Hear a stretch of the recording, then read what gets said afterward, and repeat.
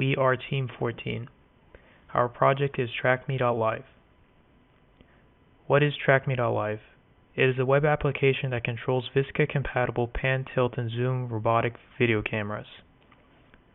Our motivation was to create a free and user-friendly web application that enables users to easily broadcast a presentation. Our front-end interface was built using the Angular platform. It includes many ways to control the camera's movement, these being the button controls seen at the top, followed by the joystick control. It also can move the camera according to your key press. Also included are a set of buttons to control the zoom of the camera. These are zoom out, zoom reset, and zoom in. This last section are a set of camera control features that include options for turning on autofocus, stopping the camera, and sending the camera to its home position, and many more. The backend works by collecting responses from the Flash socket and processing them using Python and sending back needed data over the socket. Seen here is the server catching the change state command sent over the socket. This calls the correct VISCA command depending on the direction sent. Below the picture of the code snippet is a picture of the terminal window corresponding to the backend output for when these change state commands are received by the server. Next, for our backend work, we wanted to outline some of the work that we did specifically with the camera. On top, you'll see a piece of code, and this is to send off the video stream to the front end through the use of a child process. Now on the bottom, this is a snippet of our library that actually interacts with the camera hardware itself, sending the VISCA bytecode over a serial connection.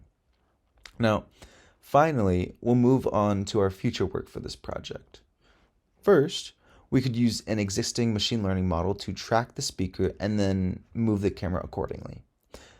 Or we could add a more complex VISCA protocols that could do things like adjust the white balance, gain, brightness, etc. We might also want to allow multiple camera connections for different angles and such.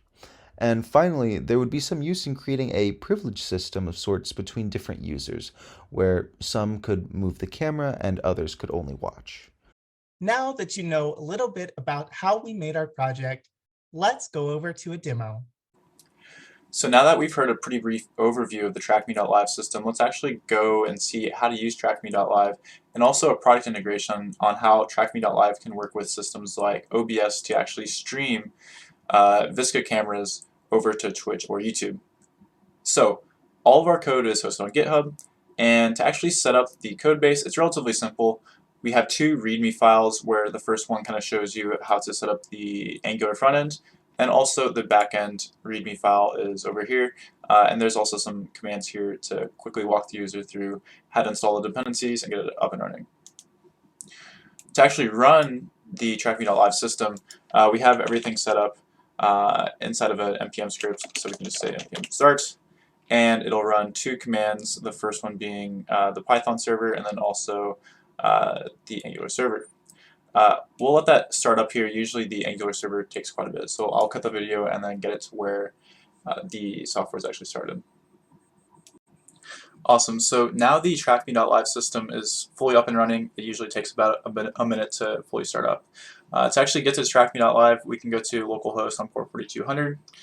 From this page, we see two columns here, one for the add camera button. We'll use that here in a second. And then we have two indicators here to show what camera we're on. So this is like your actual camera that you're using, and then also the serial port to actually communicate with the VISCA camera. These will populate once we add a camera into the Trackme.Live system. Next, we have a debug mode option. This debug mode is essentially just to populate with debug messages from the backend.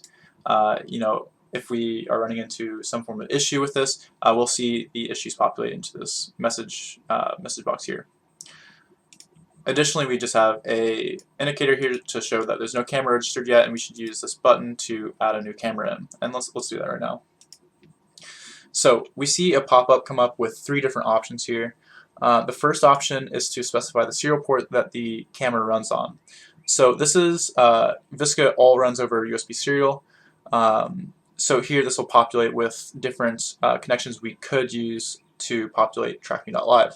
For right now, let's choose the wrong one. I know COM5 is a correct one, but let's choose the wrong one just to show the error handling. And then also, same thing here, this is our actual video that will come in, and we can click USB video.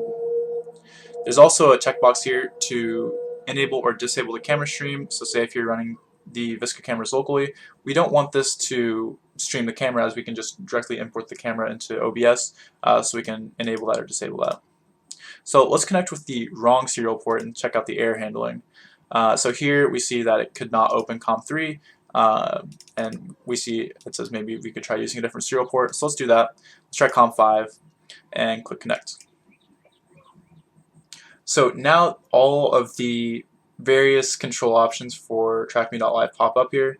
Occasionally a camera will take a little bit to connect. Ours is like a 15-year-old camera, so it takes a little bit to start up. So let's refresh the video feed, and here we see it finally pops up. So we see the indicators change from nothing to USB video in COM5, which is great to see. And we just use this refresh feed to actually refresh the camera feed. At the bottom of the camera feed, we see a IP address. Oh, sorry, I accidentally copied it wrong. We see an IP address here. Still copied it wrong. We see an IP address here directly to the camera feed. And on the right side is where most of the camera settings are. We're working on multi-camera support right now, so here's a drop down to select from different cameras that we add into the system. And then here's the main control options here, where we have essentially just like some buttons to use to pretty much control the camera, pan, tilt, and zoom. Here's the button cluster for that. You can also use a joystick if you want to control the camera. And then additionally, if you play video games on PC, you can use WASD to also do that. So that's nice too.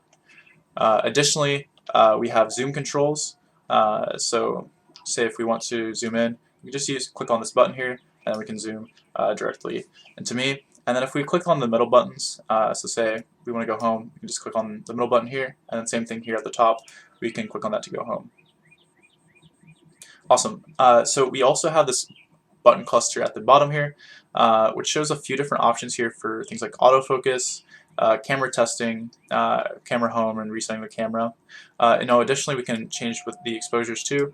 So say if we're on the outside, we can click on the outdoor mode to just change the white balance, and then same thing here for indoor mode. Additionally, we have three different like funny video options here that Visca supports. So we can do black and white. We could do the negatives, which is kind of funny. And then some of the cameras support pastel colors, so we can click on that. But unfortunately, this one is a little bit too old to support that. And then finally, if we're done, we can just click on Picture Reset. So now let's dive into an actual use case of Trackme.Live. So say if you want to import this video directly into something like OBS to stream on Twitch. We visited this URL a little bit ago that has the direct video feed. We can import this directly into OBS. It's very, very easy to do. So first off, let's close out these tabs. And I'm going to bring up my OBS window here, so it'll look a little bit weird for a second. But we can click on this plus button, and we can go to media source and click OK. We can disable the local file and then select our input as this video feed that Trackme.Live gave, and then select the input format as MJPEG. If we click OK, we can actually see our video feed pops up in the top left of OBS, which is really nice. So we can do essentially like whatever we want with this, which is really nice. So as you can see, if we actually go to Trackme.Live, all of our video feed is importing directly into OBS, so we can stream this to wherever we want in the future. So Trackme.Live has quite a bit of use cases that none of the other Visca camera control solutions have, which is really, really nice to see. So that's pretty much a demo of Trackme.Live. Thank you for taking the time to listen to our project.